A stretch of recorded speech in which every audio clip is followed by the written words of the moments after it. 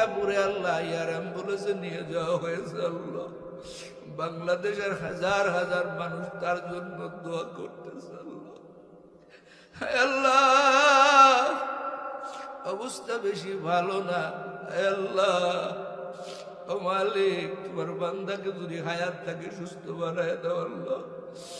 আল্লাহ তার পরিবাররা কান্না করতেছেন, এলাকার মানুষেরা কান্না করতেছেন রে আল্লাহ। আল্লাহ তোমার বান্দার পরিপূর্ণ সুস্থতার ব্যবস্থা করে দাও। যারা অকারণ ঘটাইছে রে মালিক, দুনিয়াতে তো বিচার হবে, তোমার কাছেও বিচার দিলাম। এই জালিমদের তুমি ব্যবস্থা করো আল্লাহ। আয় আল্লাহ জালিমদের তুমি ব্যবস্থা করো আল্লাহ। বাংলাদেশ শান্তির জমিন বানায় দাও আল্লাহ।